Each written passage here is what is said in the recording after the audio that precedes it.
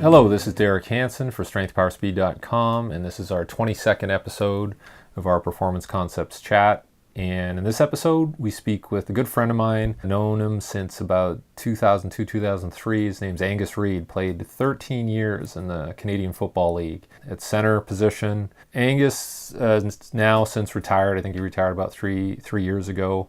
And he did a talk at a TED conference in Vancouver just under a year ago. And his topic was the value of high school football to a young person's development. And you can go on YouTube and check out his talk. Really impressive talk. He's a very good public speaker. When he got to talk about the value of high school football, and remember, we're now in a time when there's a lot of negative things coming out about football, particularly with head injuries and concussions, CTE, and the long-term effects. So this is someone who's played a long time, and would be basically hit in the head probably on every play. He has lots of physical scars from playing, and has had lots of surgeries.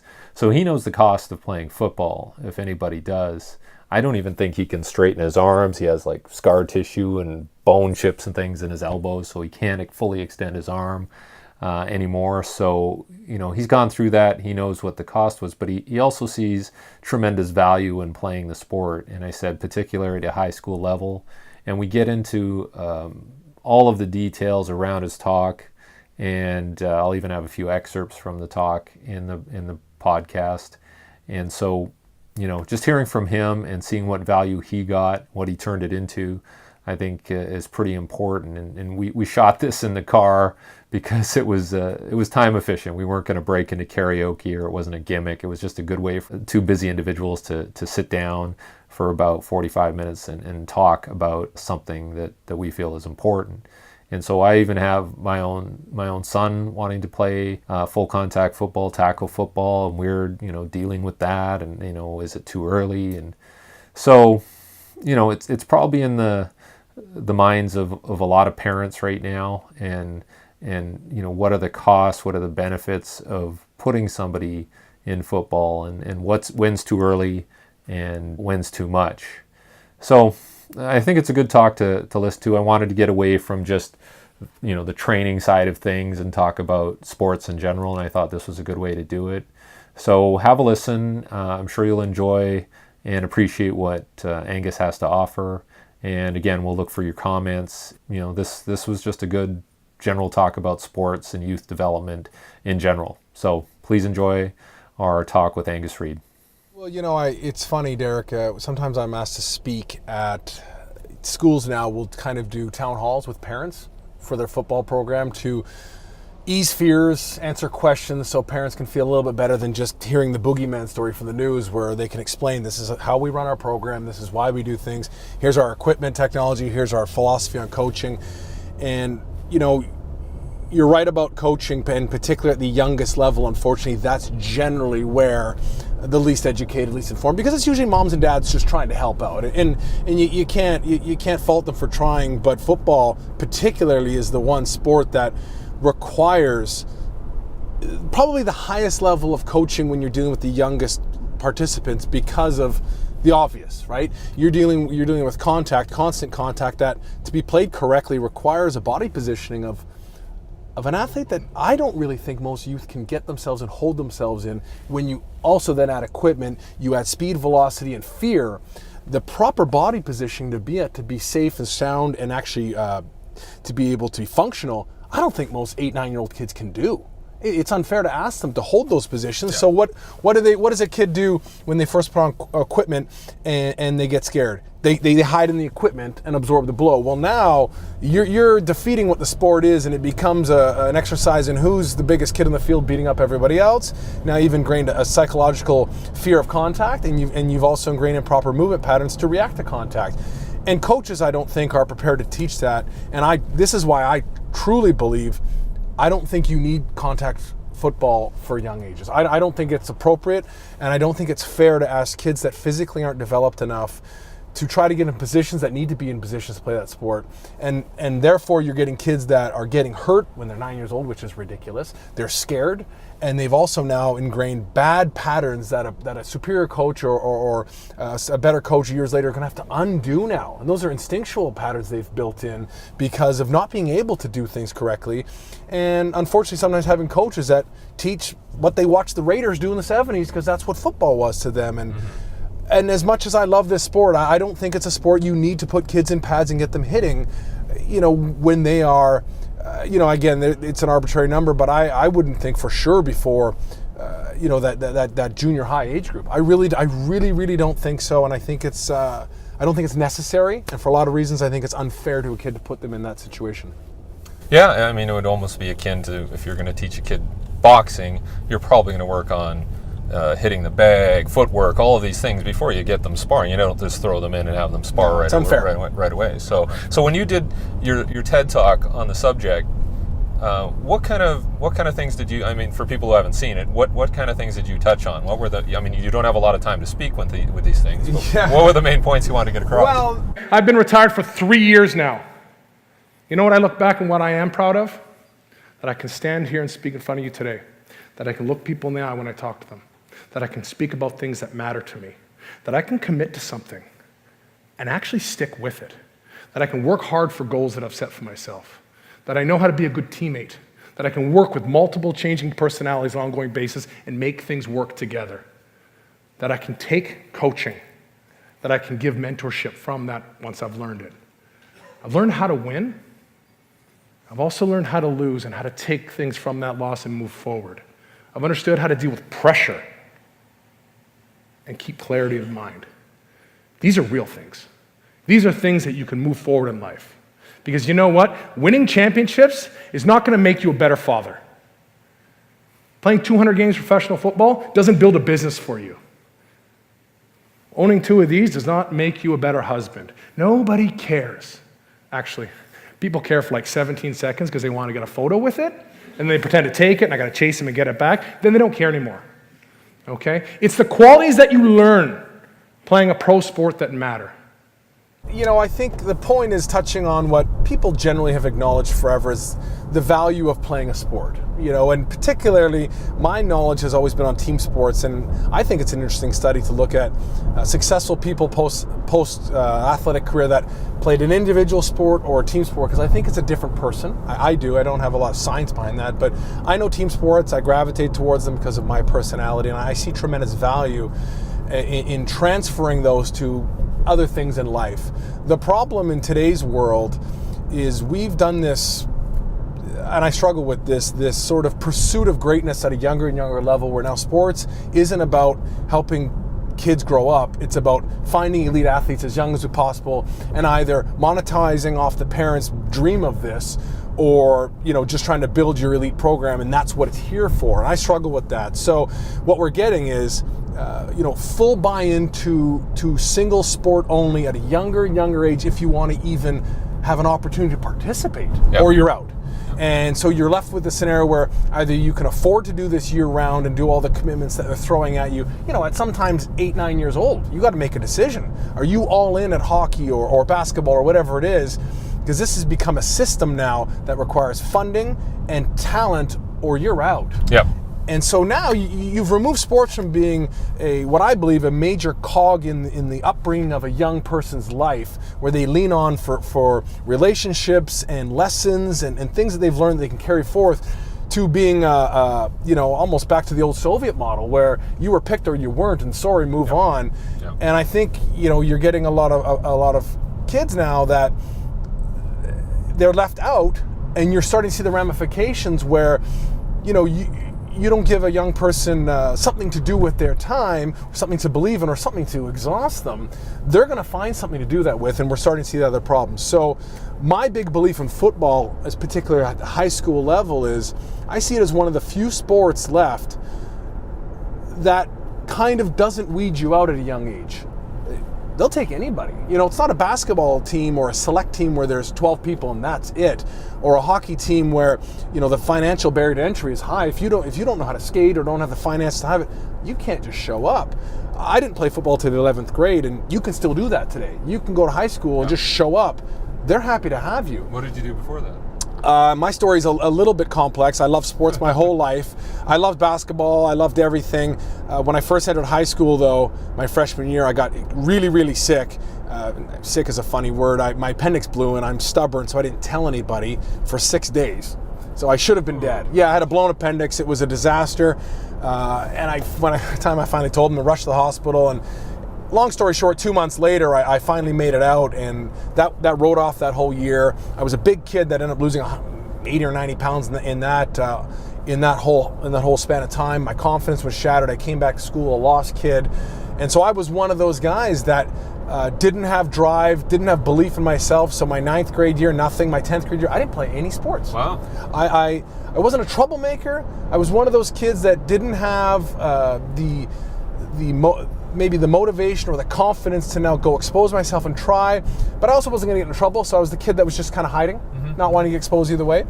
And so heading into the 11th grade, you know, I was just an average person. I wasn't an exceptional athlete. I didn't play any sports. I was a normal-sized kid, and so football became an option that it sort of hit me. I got to do something. I want to get involved in something. I really wanted to. I was just scared, but it was a sport that wasn't going to say no to you. It made it very easy for you to come out. Now, that being said, it's not an easy sport to make it in or excel in, but to participate in. And I think the objective with amateur sports, I still believe, is you want kids to participate.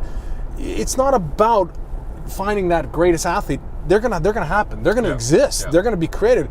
It's about giving kids something that they can partake in, be a part of, and learn to push themselves, learn to contribute, learn to show up every day, learn to win, learn to lose, learn to cooperate. All the great things, and I'm a big believer in skills that transfer beyond what you do, and football can teach you those things, and the fact that it won't say no to you. It's the only sport that I know left that could take 80, 90 people. You know, I know people talk track and whatnot, but in a team sport setting where you're all working together in a common goal, that's why I think it's so important. And that's my talk was on the value of having it. So somebody like me, a lost junior high kid, doesn't know what he's going to do, they can go play. Yep. You don't say no to them. As long as it's a high school sport, as far as I know now, you know, the school supports it. There's no financial barrier to entry. I know there's a nominal fee to play, but I also know I've never run into a high school coach that's had said no to someone because of it. They can take care of that. So you've removed financial ability and the athletic ability. You can play. And the beauty of football is there's something for everyone to do. There really is. I mean, there really is. Regardless of ability. Regardless of the ability, body size. You know, everyone has a skill in some level, whether, you know, something, right? But even if you're the backup, a smart coach makes that scout team person feel so valuable to the success of their team.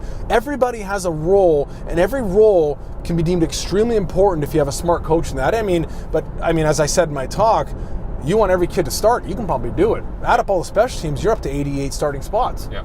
There's nothing that comes close to that. My first experience was on a kickoff return team. I mean, it was innocuous because it's in front line of the kickoff return team. It's about as entry position as you can get, but I was playing. Yeah. I was like everybody else. I got on the field, I got dirty, I hit somebody, we won the game, I was part of the win. Yeah. That's a very powerful thing to a young, impressionable, call myself an athlete, but a young, impressionable person that was looking for a reason to believe in themselves. And I was able to take that and build on it. I don't know any other sport I could have walked into without any knowledge, any previous playing of it, with average athletic ability, and had the ability to, one, just be on the team, and two, get out there and participate in the game that quickly. Yeah. I really don't think so. And that's why, you know, we can talk all day long, and I'm a huge, I'm pushing hard that football needs to fix a lot of things. There's a lot of problems with the sport, but that value to me is so large, we can't just say, well, it's got problems, get rid of it. Well, you get rid of it, where do those kids go? It's still a final place where a kid can go and be a part of something that matters, that's positive. Yeah. Well, then I powerful. think there needs to be more positive examples, because right now, almost everybody's seen that Friday Night Tykes where it's just horrible to watch. Embarrassing. It is. It's embarrassing. And then I'm watching the second season of Last Chance U, which is interesting. It's very complex, but that's all these guys have, right? They're not academically skilled by any means, but this is their chance at something, right? But there's two things going on here. Is the point of amateur sports to produce pro athletes? Is that the point of them? I think it's important to have that dream, right, or that hope. Of course. But absolutely But is that not. the objective of why we have? No. Is that the objective why? Is that why you put your children in amateur sports? No. I mean, I know what my genetics are, so I'm looking at my kid going, he's having fun here. He ain't making it to the NFL, so let's have a good time now. And this is where I think, it's funny they bring me to keynote at sports dinners and stuff, and I'll rip parents right there that they got a 10-year-old son and they have a personal trainer for them and they have all this stuff for them year round. I'm going, you are weakening your child, because all of a sudden you've given them all this stuff in the hopes and dreams that they make it to the top. Why not just let them grow up with the sport? Let them figure it out themselves. Let them learn a bit of training, this and that on their own. And as they evolve, and if they keep rising up, that'll add in too, and that's part of natural progression. But you give them a professional athlete lifestyle at the age of 11 or 12. You've already set them up on the problem that I find most athletes run into now. We star athletes at such a young age now that we remove all stressors from their life so they can achieve at their highest level. Yep. Okay, and you're talking teenagers now, right? So what they learn now is this: I perform, everyone else does everything else for me. As long as I perform, everything else gets taken care of for me. Yeah. Okay, they get to, if you're lucky enough, you get to university. That all gets dialed up now another notch. You perform, we will take care of everything else. Yep. We will make your meals. We will make sure class schedules are taken care of. Your laundry's done. All we want you to do is perform. We will make life as easy as possible outside of that need so you can focus on performing. So practically, they've learned nothing about taking care of themselves in life. They've learned no transferable skills. Zero, right? So now sports isn't about helping them grow up as a person. It's about finding their ability to maximize at playing that sport. That is it, okay? The other problem is now, psychologically, you've built in the reality that they believe their worth in life, their ability to get taken care of, relies on their physical ability to perform at that sport. Yep. And I had ran into all the time where, during my pro years, we'd get guys coming from huge schools, and they'd walk in and, where's breakfast? Make it. They've never made breakfast. Yep. Who does my laundry? They'd go in the weight room, Derek, and these were physical freaks. What do? People had put plates on for them. They had just kind of been handheld through everything because they had gifts, and as long as they performed with those gifts, there was no need to understand how to take care of themselves. Yeah. And you're producing these kind of lost young adults. I mean, I couldn't imagine. But I assume that's part of the sell when they're recruiting these kids for college. Like, you come here, all you got to do is play football. And that's the problem, right? And we've set it up as that's the dream now. So we've changed sports as being a piece of you being raised as how you can get everything if you can do this. And you say, look, something like a Last Chance U is, football or whatnot or any other sport now that has a high monetary reward at the end. That's becoming the means of why they're playing. Yep. They're chasing that, and that's a bigger statement on a lot of other things. And that's where now parents that have means now that want that end dream too are financing the children to do it and putting everything they got into football or any sport is going to get me there instead of it's part of upbringing. And that's a bigger conversation, and that's where you're 12, 13 years old. If you're good, you're good, and if you're not good, you're not good, and you're going to play. Use sports as a vessel to grow up. And I heard something a little while ago that I think is very powerful. Whatever skill you're teaching somebody, or better last beyond the immediate use of the skill. That's a powerful thing. So, you teach me something. Example would be you teach me a lift in the weight room. If it doesn't transfer to anything beyond just getting better at that lift in the weight room, it's not very powerful. Yeah. It's not very good use of what I'm doing. Now, if that lift transfers to me being able to perform my sport, great. If that lift enables me to live a healthier, longer life, even better. If that lift helps me also be more confident in what I'm doing, I mean, it's beautiful, right? Yeah. And we've now taken things and going, be good at this and it'll get you there. And that's it. Well, that's a great metaphor for life too, because the economy can shift, right? And people are out of jobs because they have focused too much on one aspect of their skill set. And it's a non-transferable aspect. Yeah. And that's the other thing where, I'm a big fan when we're talking about great coaches I've had, and whether they knew it or not, they taught me how to live through coaching these sports. The ones that just taught you to get better at the sport, it's needed, but it's kind of shallow. Yeah. And I'm a big believer that sports is one of the last places left, particularly with young kids, where you actually might have their attention for 2 hours. Yeah. On the field is maybe the last place left where a kid doesn't think to look on his phone because he doesn't have his phone, and he's distracted by constant physical presence of a ball or being hit, or there's actual focus. Yeah. Right? So I tell a coach, you might be the most powerful influencer in this person's life right now, because they're multitasking when their parents are talking to them, they're multitasking when their teachers are talking to them, they're multitasking when they're watching TV, but not when they're playing the sport, because it demands focus.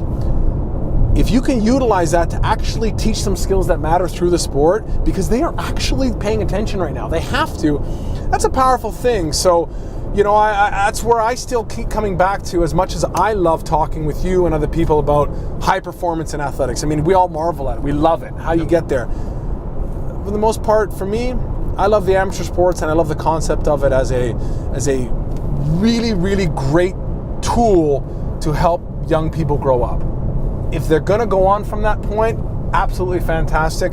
But I think it has to come organically from the kid wanting it, enjoying it, and just sort of moving up the ranks naturally, rather than, a plan from a parent for their 10-year-old that this is what we're going to do.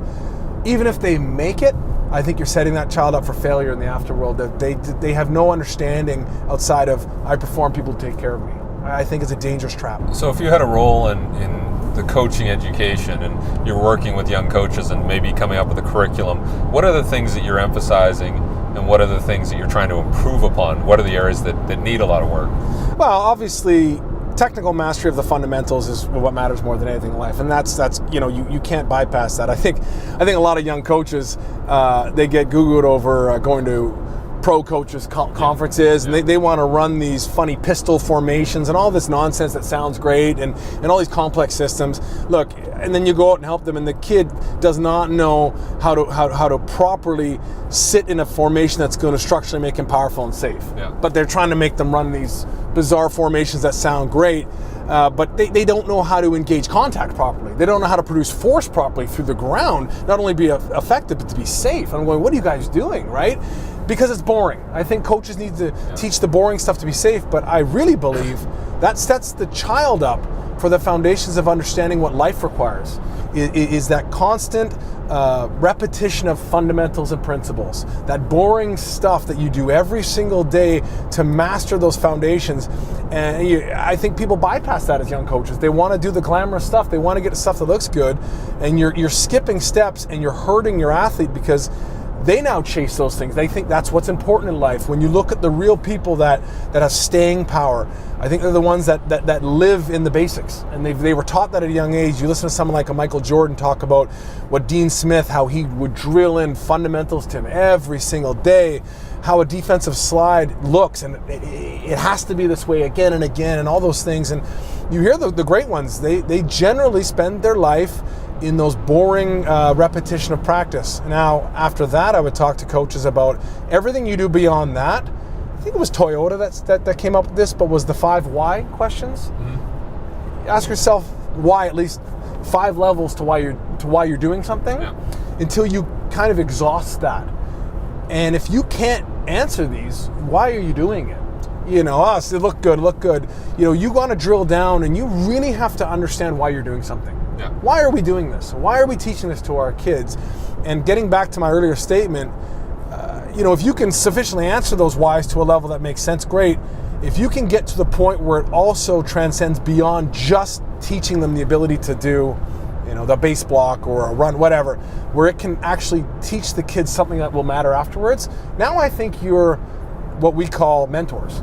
Yeah. Coaching is coaching, but being a mentor, or someone that I have a few in my life that I now lean back on years after playing, because these guys taught me more than just football, but they did it through football. Yep. And they taught me how to dedicate to something, how to commit, how to very much so appreciate time and not waste it, and all these little nuances of taking notes during meetings and how to watch film. I mean, it was an exercise in understanding detail that carries forward to understanding detail in everything you do, to how to speak with confidence when I was on the field, so people would buy into what I was saying, so they would do it.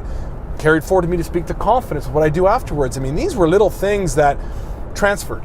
And if you can get your whys down to transferring that skill beyond it, I think you are a coach that has staying power, and will be the ones that your athletes will come back to years later and thank you, and probably try to emulate your skills to their parenting, their teaching. I mean, that's all coaching is helping people improve. Yeah. And if you can help them improve in their sport and make that transfer to helping them improve their life, because we have a problem today, Derek, where it's a zero-sum game. Make them great at their sport at all costs. And you're seeing the problem where they excel at their athletes and they're disasters in every other facet in their life, because you have coaches that care about performance, and not so many mentors that cared about the person, trying to make them as good as they possibly could, and using sports as the vehicle to do that.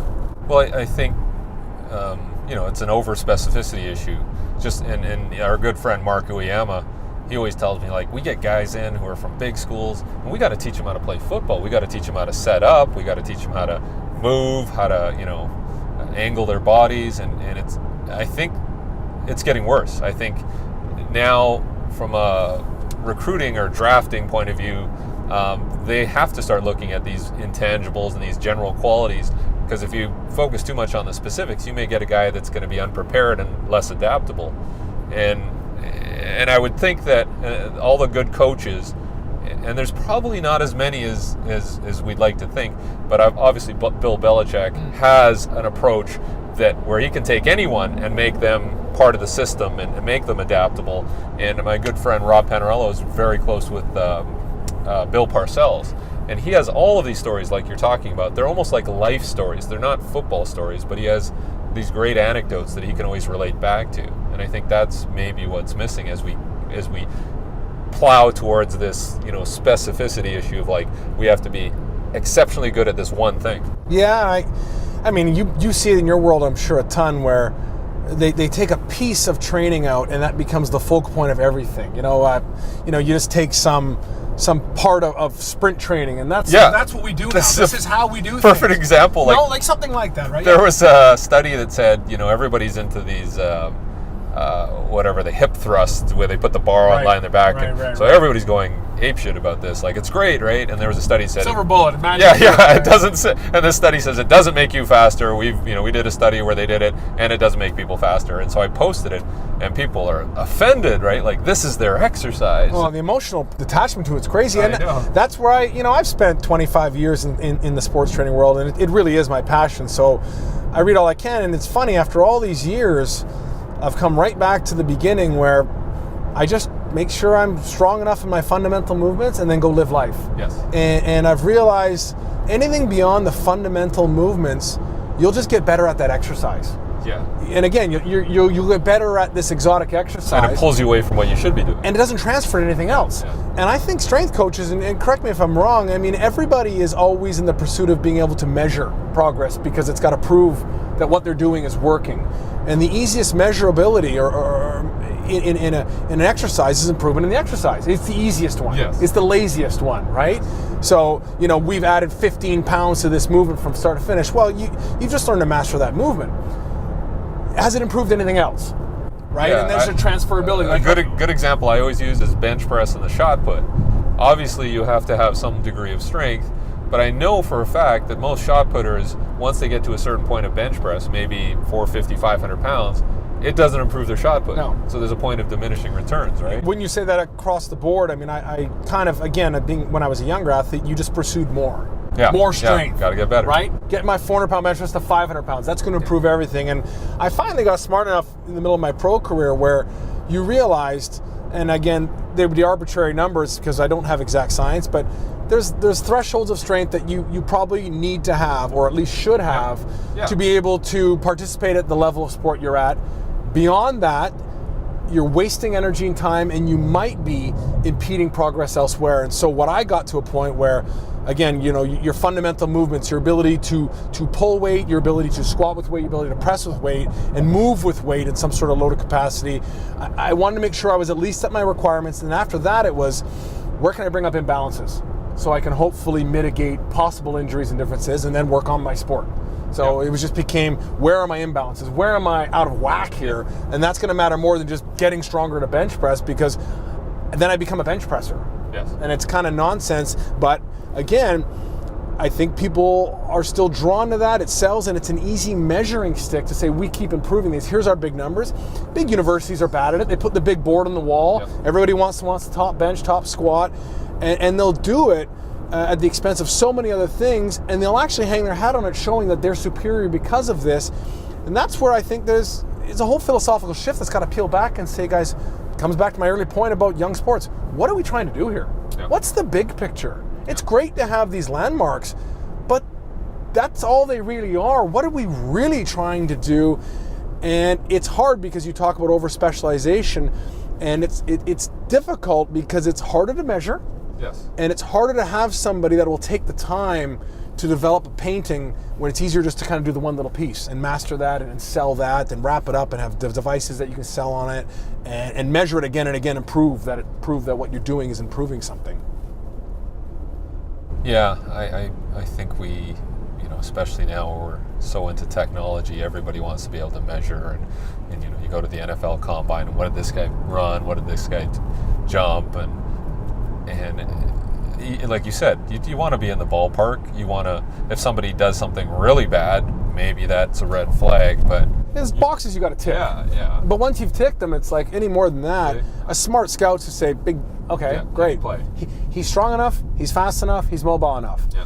And I'm going to throw something else at you where I have some fear with the levels of technology is starting to either remove or make the human art form of scouting a little lazier. Oh, absolutely. Right? Scouting and coaching. Evaluate and all that stuff, yeah. right? You're leaning on it, and the danger is now the younger ones coming up are only leaning or baselining everything off that, and you're removing that art form of the eye test, and sometimes just that field test, because, here's the other thing. I keynoted down at a high school in Tuolumne, California in January. It's called Somerville Bears. And you'd like this. It was a neat little story. And every time I keynote at these schools, I always want to see their little weight room and learn what they do, just learn culture-wise. Yep. And they do morning workouts, and it's called the BBC Club, the Bears Barbell Club, the 5:59 workout crew. I said, why 5:59? He said, because it's harder than starting at 6. And I laughed, Derek. And I thought, that's kind of cute. Yeah.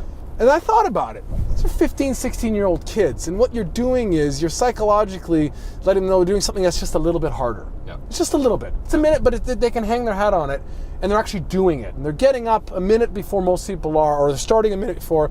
And they're building that psychological toughness where, when life might throw something at them that's a little harder, well, it always will, they've already done things that are a little bit harder. Yep. Just a little bit, right? And you're not making them do extreme feats of ridiculousness to show them they're tougher. Just little tweaks. Yep. And it's amazing the pride that they can build on that, because they actually are starting a minute earlier, and they start before 6 o'clock. Why? It's harder. Yep. I'm a little bit harder of a person. Science won't measure that. But in the fourth quarter of a game, when you've taken a hit and you have a bit of a Charlie horse and the wind's going sideways now and your hands are cold, and that guy that had these great test scores, but had always done it in perfect conditions with great strength coaches, great facilities, had never really done anything harder. You wonder who can dig a little deeper now. Who's okay going a little harder than the comfort zone? Who's okay and who's done it kind of consistently enough where they live in life that's a little bit harder? And that, to me, you look at great teams, because football is a great example where, unlike track, I would assume, where track is usually a pretty structured environment. Usually. You can get rain. Trying to control as much as you can. But everybody's going to be on the same, if it's raining that day, every single person's dealing with the exact same environment. Yeah. It's 10 seconds that you prepare for and you're sprinting away you go. Well, a football game where there's multiple contact happening to you, come third, fourth quarter, everyone's dealing with different issues now. It's not a perfect environment. Nobody can control it, but you still have to function at the highest level possible while dealing with all this shit that's happened to you. And it's going to come down to your psychological ability to have validation that you've done, that you do tough things all the time. There's not really a scientific device, I don't think, that's going to measure someone's ability to dig deep when it matters. And I mean, we've all been in issues where, things went sideways and the shitstorm came in, and I know this guy beside me, he's rising up because he's done this all the time. Another guy's going, I don't want to do this. We played in a Grey Cup in 06 and minus 26 in Winnipeg. I had guys on my team never been below 10 degrees. Yeah. They're freaking out. These guys run 4.4s, not in the cold. They don't want to move. They don't want to come out of the locker room. Yeah. Well, that test score doesn't mean anything now. Yeah. We got to go play a game. We got to go win. I can't feel my hands. Who cares? You got to perform. Yeah. But I still think there's an art to how you dose that. Like, I know people go overboard with that shit. And that's where I thought the beauty of that, the 5:59 workout club. Like, my big thing is, I'm exactly right. You don't do things just to prove that you're an idiot and you can do things tougher. And that's where I think, like a minor tweak, or in your training system, a slight unknown you throw at them.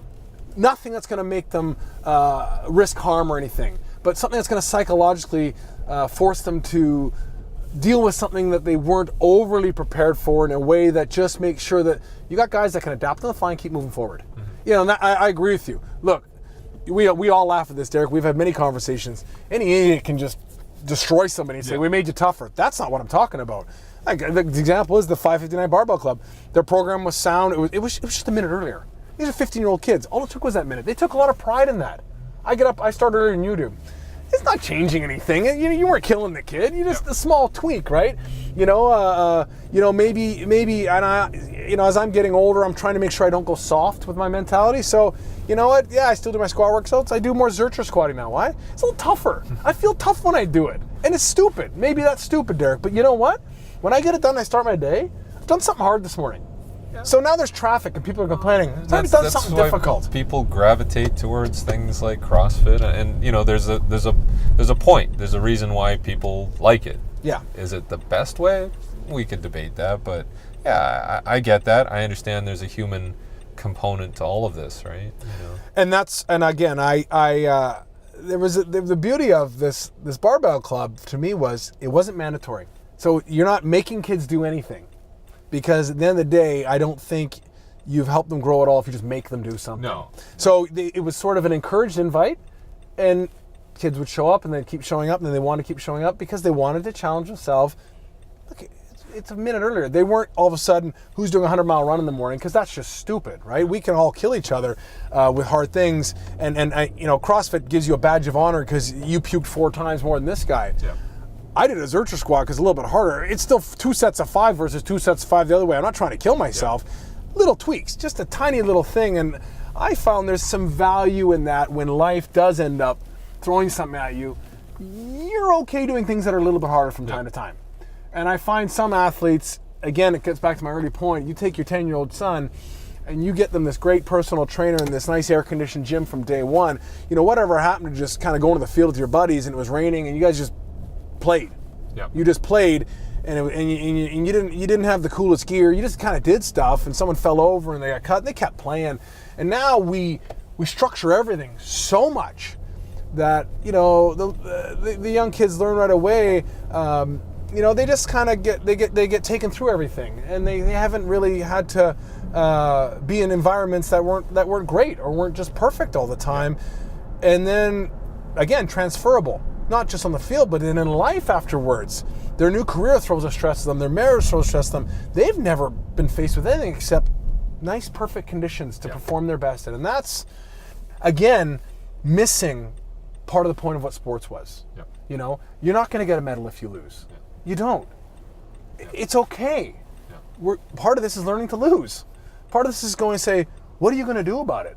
Are you going to come back and dig harder, or are you going to cry and then we give you a medal? And that's another example, though, of where we're missing what we're trying to do with these sports, and why I think we got to get back to that. And then, again, why football is so valuable, because high school football, it'll allow the most kids, hopefully, to learn the skills of winning, losing, showing up every day. I don't feel like it today. I don't care. There's a practice. You committed to something. These other people are there. You go, right? Sucking at something. There is great value at sucking at something, right? And actually knowing you suck at it and being okay being told you suck at it and having the ability to take instruction to improve at that. Not getting defensive and upset and telling your parents to go yell at the coach they can't tell you're not very good, because you're not very good. And the coach is now going to help you improve. That's what life is, right? That is what life is. And again, it's in the level. You know, I have no belief in coaches that are bullies and tell you you're terrible at life, but there is, I mean, that's nonsense too. But there's value in you know what? Do you trust somebody that would never be honest with you, would just always tell you you're amazing? My professional coach I had for 10 years, Coach Durazio, was the best ever that I've ever been around, and he was always honest. He'd tell me it sucked. So when he told me I was doing well, I believed him because he was honest on both ends. And when it sucked, there was what we're going to do to fix it. It wasn't just you suck. And one thing he did very well, and I stress this to coaches, I didn't suck. That performance, that play sucked, that technique sucked. He removed me. I don't suck. Didn't make it personal. No, and it may be simple and it may get lost on certain people. But he always stressed that.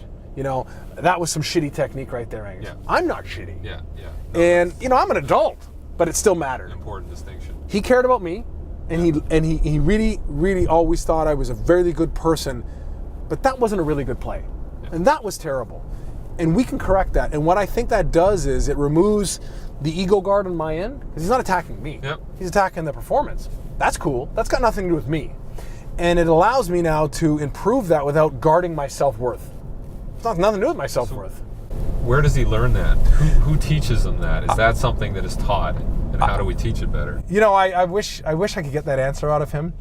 He's an old school guy that played at Kent State with Jack Lambert, and you know, he's a Pittsburgh guy, and he's hard as nails. But I don't know, but he's great at that, because if an outsider looking in is going to say, oh, he's a taskmaster slave driver, but when you listen to the words, he is impoundingly focused on improving what you do, and any criticism is on the technique, the performance. And I don't know where he learned it, but it not that it wasn't even lost on me, it was acknowledged to me from the get-go.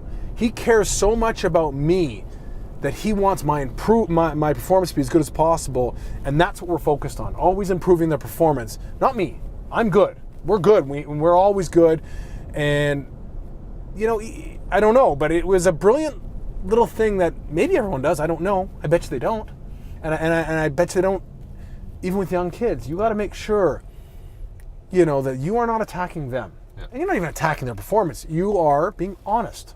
You're being honest about it. And you're never, here's another thing too, Coach Dan was always great at, he never acknowledged a problem without presenting us with the solution. So we wouldn't go, well, that sucks. Great, what am I supposed to do now? Right? It sucked because of this, and this is what you need, this is what we need to, he was in it with us, this is what we need to work on to get it better. Okay, I can do that. And I think we need more in the art of coaching. I think we need more help in the art of coaching. As you know, look, teaching techniques is kind of easy. It really is. Like maybe not teaching it, learning what the technique is. Understanding the techniques, recognizing it. Everybody, you know, most people should be able to do that. But imparting how to get there is. But managing people. Managing the ability to have them believe that you care about improving them as a human being. And it's obviously imperative to say it to the young kids because we're helping them grow up. But even at the pro level, and we just talked about that. This specialization. I think specialization too. The pursuit of specialization removes even the athlete. It's just his ability to perform now, right? We need a 6'3", 240 Mike linebacker. Jimmy X is our 6'2", 240 Mike. They fit the parameters. It's not even a person. It's just it's a statistical package that meets your needs. Right? We play with a one tech that's a 360 pound short stout one tech. That's what we look for. Kind of the Chip Kelly world, right? Where everybody's just a statistical package. We look for stats that equal what we want, and that's how we win. And so, you know, you've moneyballed it to the point where these aren't people. They're just they're the chess piece that we found that fit that shape. And you go back to your Bill Parcells talks. You hear from the players that played for him. It's like their dad. Yeah. Like they love him. So when you got and all the your dad coaches that, loves that coached under him too. Oh yeah, and so one of which was Belichick. That's right. Yeah. And so you get to situations where life throws a lot, or the game throws wrinkles at you, and the conditions are terrible, and it's all a disaster, and you got every reason to shit the bed and give up on all this. But when you got your dad that loves you, you're going to do things beyond just your statistical package and beyond your contractual obligation, because you truly are a family. And I think that's really lost a lot on pro sports now too, because everything has got to fit these packages. We got to measure against it. We got to prove against it, and it's become a game of science and stats. Yeah. I watched the on the weekend. I watched the replay of the Super Bowl, and that was interesting because I'm watching this thing going, I can't believe they came back. I cannot believe they came back. Like even into the fourth quarter, I think there was 8 minutes left in the fourth quarter. I'm like, it should be over, right? But for some reason, the biggest coaching point I took from that Super Bowl, and I'm sure it's all from Belichick, but it's lived every day with the team members, is I think why people hate New England so much. They never change their approach no matter what's going on outside of them. I mean, they are the living example of stoic philosophy. yeah, They control what they can control. yeah, Everything else happened, it happened. They just keep going with what they do. And it's that person that just waits for you to screw up. They're not going to all of a sudden panic and change. Oh, this is happening. Change the playbook. Yeah. They just keep going. They just keep going. And they are the epitome of that thing that everybody gives lip service to, but nobody actually does, is just trust the process. Don't worry about the outcome. Surrender the outcome, they talk about, right? Believe in what we do and do what we believe. And that's it. Never changed from it. Yeah. And they did it that game. And it was just like, they just kind of kept doing what they do. And all of a sudden the cracks open and their advantage, and off they go. And it's kind of monotonous and boring, and it wins. Yeah. And that, to me, is a metaphor for life, right? You got everyone jumping on fads, jumping on the hip thrust, jumping on the new protein supplement. This is what changes everything. Build your framework of what your philosophy on life is, and just do it every day. Yeah. Do it every single day, and fads will come and go, but you will just keep moving forward. You'll endure. You'll just keep moving forward, right? And again, that's a coaching point that, we got back to this talking earlier today about these young coaches, and they think the answer is this bizarre offensive formation that Oregon ran last year. I was teaching kids to be true to the foundations and principles of this sport. And again, my coach Durazio, 10 years playing pro with him. We tweaked our blocking technique maybe twice in the 10 years. And of all our off-season training and all our practice training, we had about 10 run block drills and maybe 5-6 pass block drills, and we rolled them every day for 10 years. And what he did was, and this is very, this is very old school Russian block training philosophy. We didn't change the exercise, he would change the parameters within the exercise. Sure. So we didn't have to keep learning new stimulus. Yeah. He tweaked it by tweaking parameters of it. So we'd speed it up or slow it down, or you would add contact or no contact. You'd be against a sled or against the person, but it was always the same.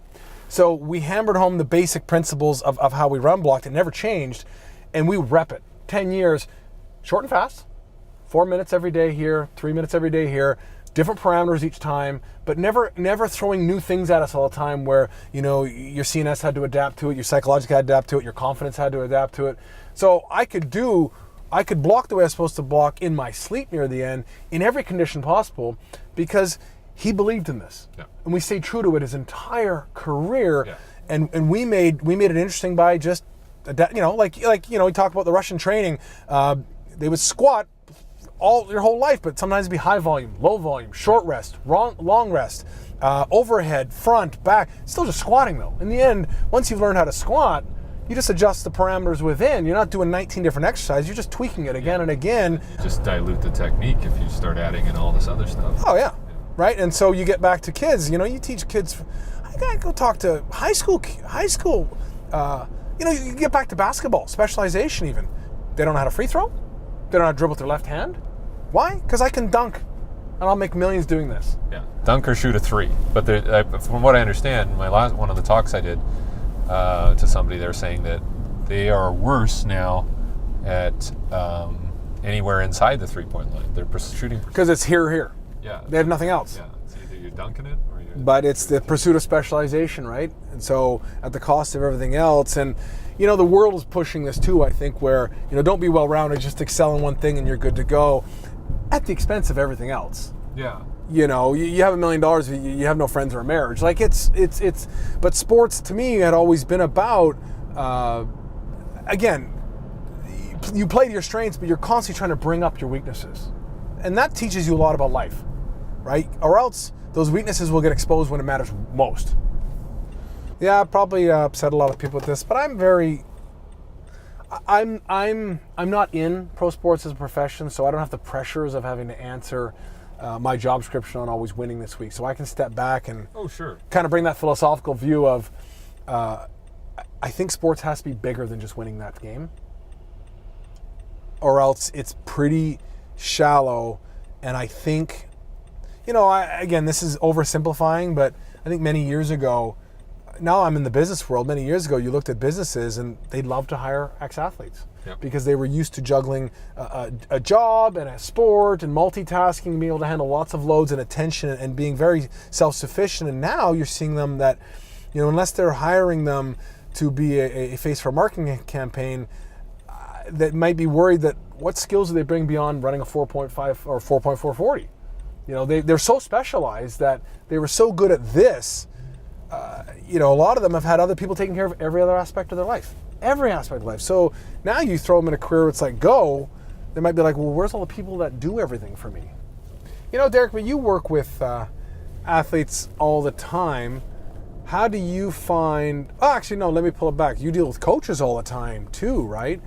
Now, do you find when they come and listen to you and talk to you and look for advice, I find too that they're wanting the answer that's going to make all the difference. Is that a fair statement? Like they're coming because this is what's gonna make things happen. Like how much holistic talk do you get from coaches where they're talking, bettering their players overall, or they need to improve this, and so this they'll plug in and then it's better.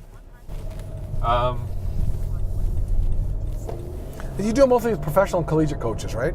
Yeah, and they're not sport coaches. They're like physical preparation, strength coaches, sometimes physical therapists, athletic trainers.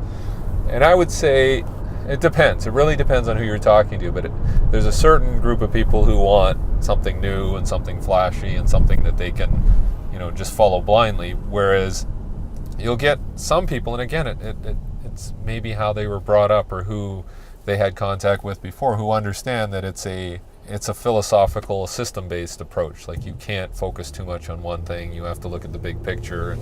And obviously those types of people are probably going to be better in life, right? If you have that approach, which allows you to adapt to different scenarios and different situations, you're going to be better. And I think that's something that's very hard to teach. Yeah. It's very, whether it's the football field or whether it's life or even in track and field, like you have to be able to teach people to adapt to circumstances and not just focus on one or two things or try to find something that'll be, the be-all, end-all technique. I mean, things change. We all know that. Stuff that I believed 15 years ago isn't what I believe now because of it. And somebody brought up a very good point on the weekend. It's about experiential knowledge. It's not about a map or a recipe. It's about, okay, what have I learned in my past that can give me the best information upon which to base my decision? And that's a tough thing for when you're trying to impart that to young people because you're essentially saying this is going to take a while. Well, this is where I think it's very important to help them build principles, live within the principles, and now evolve with your experiences. Yes. But because without any principles, you're at the mercy of just doing whatever, right? Yeah. So I think you need to ground them in some foundational things that they may change, but as far as you've seen in your whole life, these are a few fundamental realities. Yes. And whether it be you want to become a stronger person. I'm a big believer in you should be able to vertically load squat, and you should be able to move some weight from the ground.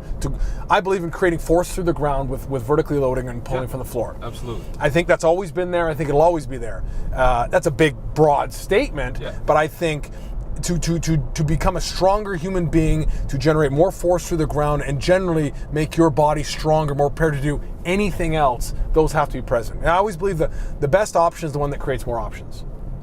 Yeah. So that's going to give you a foundation to go farther than that. But, you know, you talk specifics, like you said, those are ever changing. Yeah, and it doesn't, I mean, a lot of the time people ask me like, oh, what weightlifting exercise is the best for sprinting? And it's like, well, it doesn't work that way. Right. They want that special yeah, I know, answer, it's right? like, you know, if there was a great weightlifting exercise, then, you know, you'd probably be a good weightlifter. But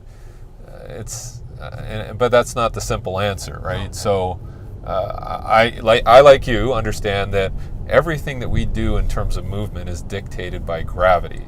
Okay, and what direction is gravity operating in?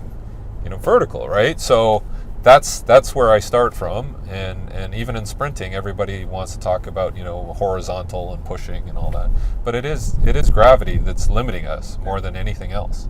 So, you know, that's where you start, and then build your system around that, and have a philosophy, and then at least if you I think that's the problem now, is people don't have a general philosophy, and then when things break down, they're lost. Well, you get back to what I said earlier about ask the 5 whys. Yeah. Nobody does that. Did I do this because I saw this and they say it does this? Why? Why are you doing it? Yeah. And then when you ask it, why? Why? I don't know. It's the new thing. Why? Like, why are you doing it? This guy told me, or, you know, yeah, and I think if you was can, on Instagram. If you can keep pulling back the layers of why, you can get to your philosophy then. Yeah. This is what I believe then. You know, at the end of it all, then you're like, okay, I can lean on this, and I can grow from it, and I can adapt from it being a platform, right? Yeah. But people don't have that. That's why people pay people like you to just give me a program. Just tell me what to do. Yeah. And you don't learn anything. No. You learn nothing. You gain no knowledge. And again, it comes back to my point. What's the point of sports? What's the point of sports training? It should help people grow up and learn about themselves. Yeah. It really should. It really should. At the end of the day, I'm very fortunate that I played, 20 some odd years of football, 13 years pro. I don't need to play the sport anymore. I'm a lucky one that I don't go to the game and go, oh, I'd give anything in the field. I want to do other things. I'm able to take most of it, though, and keep it in my life on a daily basis, psychologically, mentally, and philosophically, what I could take from the sport. It's transferable. Yeah. I'm taking it with me. If you didn't learn one thing except to excel in the gifts that you were hopefully born with, you didn't learn one thing. And those are some guys I see, they just want to get on the field because there's the only place where that equaled anything. They weren't able to take it and do anything beyond the performance of that field. And that's why so many people, I think, struggle because they didn't learn enough to transfer it. Yeah. It is what it is, and it's over now. I got to get back to where it mattered. Yeah. And, if you're a coach that can make them understand and then embrace it and learn it and use it on their own, they're empowered now to be able to take these skills and go do other things with them in life. Yeah. Right? And that gets back to the over-specialization. If it's just about specialization, when you're done with it, what are you supposed to do with a 12-foot broad jump outside of sports?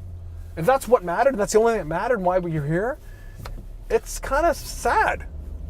Well, and that's the great thing about this kid that I helped out last week, or last couple of weeks, the rugby player. Did you see that? Yeah. I heard him on the radio this morning. Yeah. So here's a perfect example of a guy who didn't over-specialize, and he has an opportunity to make it. Yeah. So that's great. I think people should jump all over that and say, look what this guy did. Yeah, shining example. Wow, look at the other problem with over-specialization too, the rampant rise of ridiculous injuries to teenage kids. Yeah. I mean, ACLs blowing out for 14-year-olds? Really? Less. My buddy in New York was showing me pictures of kids 7, 8 years old, ACL. You overdo repeated angles on body parts that are underdeveloped. What do you think is going to happen? A human body, a general athlete should be able to go out and in and up and down, but you just do the repetitive motion or whatever it may be, and that's it? Yeah. They're going to go. Kid's not even developed yet. Yeah. And it's a disaster. And then one other point I'll talk about specialization, this is, again, unscientific finding of mine. Very unscientific. I'm sure most of yours are. Almost all of them, okay? But think of this. If you just played hockey since you were 6 years old and nothing else, or baseball, or football, pick one sport. It's the only thing you ever did. It was the only world you ever knew. Yeah. How many gears do you have as a personality type? You talk hockey. You talk hockey locker room with your hockey buddies. What's your friendship circle? It's your hockey buddies. Yeah. That's all you know. Okay? Then the day comes where hockey's done and you got to get out in the world, and life is about building relationships and whatnot. You can just talk hockey. You talk the way hockey guys talk, or football or baseball. It's all you've got. You got one gear as a person. You talk to people that played, you know, in their 40s now or whatnot, that played five sports or 3 sports or whatever, and they were varying types of sports. Not only do they have a ton of diverse relationships, all different kinds of friends. Yep. They're comfortable in all different kinds of situations. They're great stories too.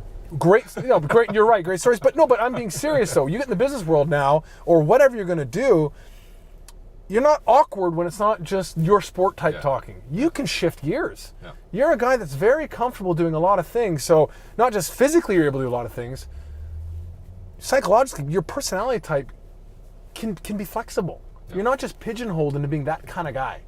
And I think there's a lot of power in that. Yeah, no science to back that up. That's okay. But there's reality to back that up. That's okay. Experience and reality yeah. counts for something. I think we're here. Awesome. I think Thank you, man. No, thank you. If their program didn't say, come play for us, he tells you straight right off the bat, he's on the streets. He is on the streets. So on behalf of Nolan and myself and every other 15-year-old out there that's lost and confused, to all of you that are involved in football, helping, giving back, giving your time to mold young boys into productive men, I just want to say thank you. Thank you. Thank you. Thank you. I really enjoyed spending that time with Angus on that drive. Again, I don't even know what we're going to, but it was a good time. And I'm not sure if you appreciate, the story that he was trying to convey about what he feels are the important parts of being involved in high school football. But hopefully it made you think. And it doesn't necessarily have to be football. He offered some unique details about why he thought football was important, but I think you could probably apply most of those things to any sport under the right conditions. Like, obviously we don't want to promote too much in the way of early specialization and having different levels, stratification of levels, and because we know that some athletes are late bloomers, and we talk about this one fellow who's now in training camp with the Philadelphia Eagles, who was a football player in high school, and then he went to rugby. And, he has the physical skills to be successful. And if somebody just gives him the time and patience, he could be a pretty successful NFL football player. So who knows? So these types of issues are always in the back of my head. And when I'm advising parents and athletes, you don't have to be in a rush. You don't have to get it all done right now. And I think that's probably the important message that you can get from these types of talks. And just participating is important, and putting in the time and looking at all the intangible benefits that you can get from being involved in a sport. And obviously you want to be as safe as possible, and you want to promote good coaching and good coaching practices. We're not doing things for the sake of doing them or making people just mentally tough, or all of these things that are probably very unnecessary. So I think that's an area where football can clean things up, and maybe other sports too, ice hockey, lacrosse, maybe educating people on the benefits of being a good teammate, working on a skill, problem solving, being creative. Those are the types of things we want to push forward. So please offer your comments on Facebook, Twitter at Strength Power Speed, but also on YouTube. And I'm looking forward to hearing from people and seeing if they get value out of this talk with Angus. So thank you once again from strengthpowerspeed.com.